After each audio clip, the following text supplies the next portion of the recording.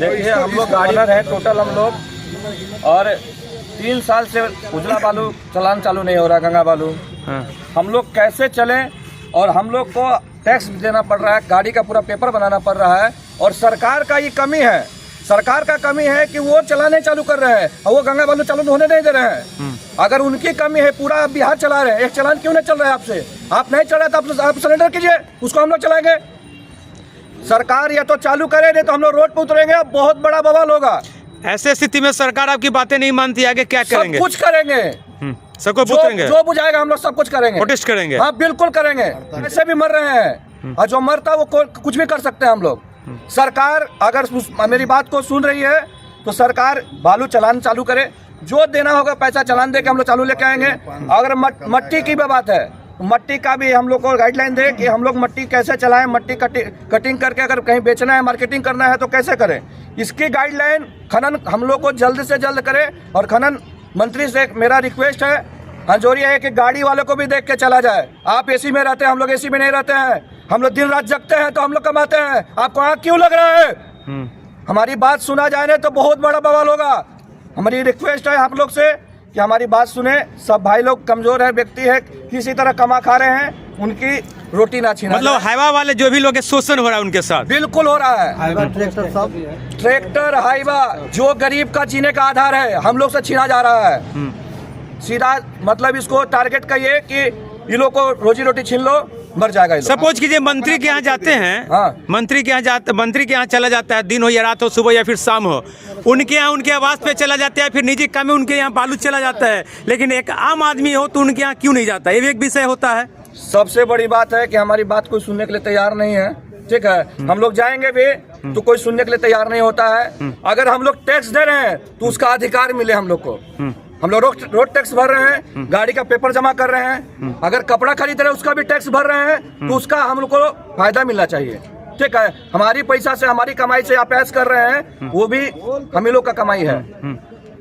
अब जैसे गाड़ी लेते हैं तो कर्ज में भी लेते हैं, कर्ज वाले को भी देना होता है, बैंक वाले को किस्ती भी देना होता है। ऐसे स्थिति में अभी लोगों के साथ अभी क्या परिस्थिति बनी हुई है? सबसे बड़ी बात है कि जितने भी गाड़ी ओनर है सब गरीब परिवार से हैं। ठीक है, और सबकी गाड़ी किस्ती में है, सबकी गाड़ी किस्ती में है, परिवार है, बच्चा है, पढ़ाना लिखाना है, और बहुत सारा हम लोग का रिक्स है कि भाई गाड़ी मतलब कैसे चलाएं, इसके लिए हम लोग का गाइडलाइन किया जाए। ठीक है, मामला है सर, मेरा नाम मोहम्मद नूरान आलम, मट्टी का हम सर कारोबार करते हैं। मेरा परसों गाड़ी पकड़ाया, खनन अफसर पकड़े, उनको बोला गया सर, रिक्वेस्ट किया गया कि सर खेत से मट्टी आ रहा है, प्लॉट पे नीचे जा रहा है भरने के लिए, फिर भी उन्होंने नहीं माना। फिर उसके बाद रिक्वेस्ट करने के बाद भी उन्होंने फिर केस कर दिया मेरे गाड़ी पे। और हम लोग छोटा मोटा कारोबार कर रहे हैं सर, सिंगल गाड़ी का ओनर है, और उसके बाद केस लग गया, 8.5 लाख का फाइन कर दिया गया है। तो हम इतना पैसा कहाँ से चुका पाएंगे छोटा कारोबार कर करके? और उस वजह से है कि हमारे जितने गाड़ी लाइन के ओनर लोग हैं, सब लोग गाड़ी अभी खड़ा किए हुए हैं कि इतना पैसा, इतना बड़ा अमाउंट कहाँ से हम लोग चुकता कर पाएंगे। निर्णय ये हुआ, ये राजू जी हमारे हैं, हमारे मित्र हैं, साथ में बिजनेस व्यवसाय करते हैं। एक ठो गाड़ी बेचारा कर्जा पैसा कार करके खरीदा था, वो भी गाड़ी चला करके अपना बाल बच्चा का भरण पोषण कर रहे थे। गरीब आदमी हैं, इनका गाड़ी प्रशासन ने पकड़ लिया, मिट्टी लोड करके आ रही थी गाड़ी नौबतपुर से, प्रशासन ने पकड़ लिया। लाख कोशिश करने, खनन विभाग लाख कोशिश करने के बाद इंस्पेक्टर नहीं माने और इनके गाड़ी पर FIR कर दिए। उसके बाद वो बोले कि खनन ऑफिस जाइए। खनन ऑफिस हम लोग गए तो वहाँ पर खनन के अफसर लोग बोले कि 8.5 लाख रुपये फाइन हुआ है। तो बताइए, एक तो गाड़ी रखे हुए हैं तो उससे ही बेचारा बहाल भरण पोषण पड़ेगा कि 8.5 लाख रुपये, 10 लाख रुपये फाइन भरेंगे। इन्हीं के सपोर्ट में हम लोग निर्णय लिए हैं कि जब तक सरकार हम लोगों को कोई रास्ता दिखाए कि कैसे हम लोग चलाएं। माइनिंग का जहाँ तक बालू बंद है, उजला बालू में हम लोग गाड़ी चलाते हैं और मिट्टी में चलाते हैं, तो उजला बालू भी बंदे है, सरकार चालू नहीं कर रही है। मिट्टी में चला रहे हैं तो प्रशासन पकड़िए रही है। और तो सरकार अपना माइनिंग किस स्तर से लेगी, कहाँ माइनिंग बैठाएगी, अपना बैठाए।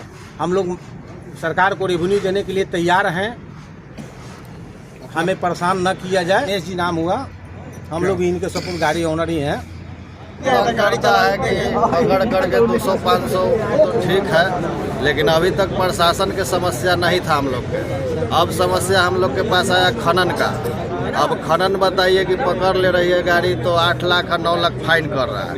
अब 500 रुपया यहाँ टिप पर बचना है, महीना का 30 से 35,000 40,000 रुपया बचेगा। उसी में 20,000 25,000 किस्तिए डालना है और उसके बाद 8 लाख और 9 लाख फाइन कहाँ से आदमी जमा करेगा। सरकार आपकी बात सुने, सरकार हमारी बात सुने, इस पे ध्यान दे। बालू का टेंडर हो गया है लेकिन चालू नहीं हो रहा है। बालू चालू करवावे और मिट्टी का चालान अगर कटेगा तो कैसा चालान कटेगा, कहाँ चालान आप बैठा है कि हम लोग नहीं कटा रहे हैं, इसको भी देखा जाए। हम लोग बहुत दिन से मिट्टी चला रहे हैं, इसमें कोई चालान अभी तक खोजा नहीं जा रहा था, लेकिन अभी एक आदमी का गाड़ी पकड़ के 8.5 लाख रुपया फाइन किया गया है। इस पर देखा जाए और ध्यान दिया जाए। मुकेश कुमार।